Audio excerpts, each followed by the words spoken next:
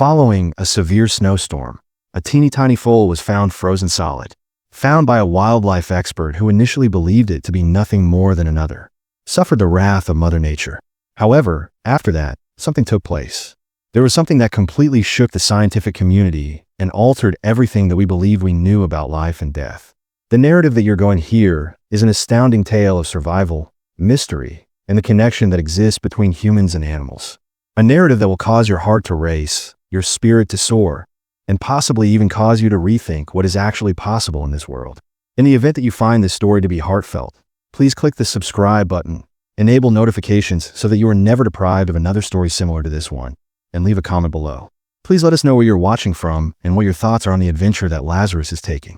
It was the end of January in the high plains of Montana, a region that is prone to winter storms that not only pass through, but also actively attack. Temperatures have dropped to 30 degrees below zero, and the wind is howling across the frozen land like wolves. It was in the snow when Dr. Elena Carter made her first appearance. Even before it made contact with the air, her breath had already turned into ice. She had years of experience chasing wild horses across the difficult terrain, which gave her the expertise to become a wildlife biologist. After the storm had passed, it was her responsibility to evaluate the damage. She had experienced loss much too frequently in the past, but this time, something seemed to be entirely different. Despite the fact that she was trudging through knee-deep snow with a radio crackling at her side, her aide got in touch with her. The main herd was located close to Redwater Ridge by our team. All 6 adults are still alive.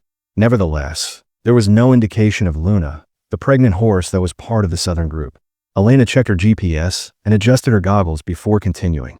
I'm going to head in the direction of their typical winter grounds. I'll keep you updated if I come across her. She noticed movement a few hours later, not too far away from a grove of pine trees that were covered with snow. Luna was standing there, shivering but still alive, and sitting next to her was a little, still form that was covered in ice. The newborn foal lay motionless, its body completely calm, as if it had merely fallen asleep in the cold. Her heart sank as she saw the foal. Luna tenderly nuzzled the ice figure, and then she glanced up at Elena with eyes that were filled with something more profound than fear, perhaps hope or despair. At the same time that Elena was kneeling down to the foal, her scientific mind was already muttering the truth. In the end, this little one did not survive. Several hours spent in temperatures below freezing, with little shelter or comfort. In spite of the fact that the chances were against her, Elena took a moment to pause and observe Luna's stare. The ice was carefully removed off the foal's face by her reaching out and stroking gently. The eyelashes of this creature shine like ice. The choice that she made was so delicate, so unwavering, and it went against every rule in the book. Luna was hushed as she muttered, "I'll take him. Have a rest. Your infant will be in good hands with me." Her cottage was a modest, cozy sanctuary that was buried deep in the forest miles away from anyone else. She carefully loaded the frozen body into her insulated pack and transported it back to her cabin. While she was inside, she placed the foal on her examination table and took notes on everything for the sake of research. As is customary, photographs, measurements, and notes were taken. Nevertheless, a peculiar occurrence took place as the heat from the wood heater started to melt the ice. At first, the ice that had accumulated around the muzzle began to melt away, exposing the sensitive nostrils. When Elena noticed that there was a trace of pink beneath the skin, rather than the blue-gray of death, she blinked, grabbed her stethoscope, and listened.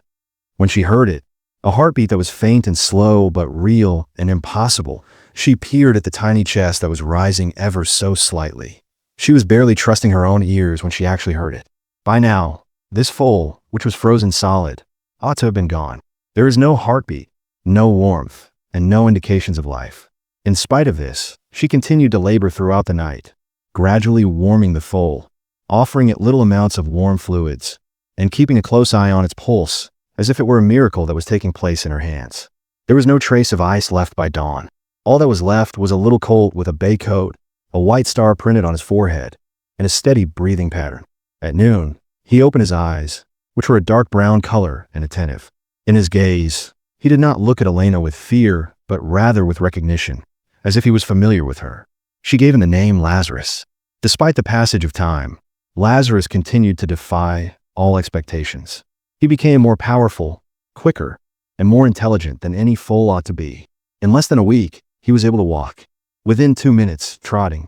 It was beyond the capabilities of science to heal him, especially in regard to his awareness. Elena was aware that she could not keep him for an infinite amount of time. Untamed horses were not intended to be kept in captivity.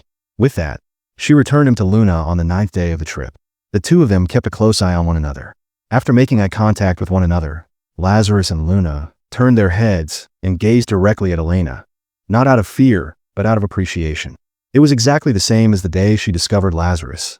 He approached her and gently tapped her hand.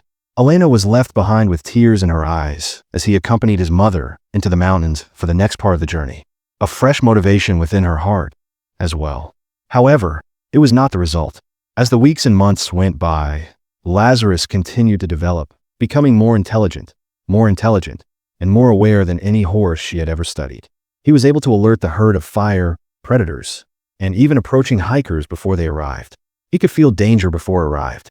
Something that Elena had misplaced, a cloth bag from her field gear, was brought back to her by him one day. It was as if the wild itself had given it to her as a present. Instead of using words, he communicated with her by sending her sights, impressions, and information that she was unable to articulate. And one night, he took her far into the bush, to a valley that had not been discovered during the course of time or on any maps. It was there, surrounded by the entire herd, that she realized what was true.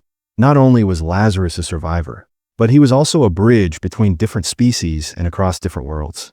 In addition to living, he had returned from the brink of death in order to impart knowledge, and Elena was the one who had been selected to pay attention. Nearly an asterisk in its whole. There are times when the most unexpected people are the ones who bear the wisdom to change everything. And there are also times when the coldest moments are the ones that give birth to the biggest marvels. Maintain your sense of wonder. It is important to maintain an open mind because you never know when a frozen foal can defrost your heart and reveal you the world in a completely different dimension.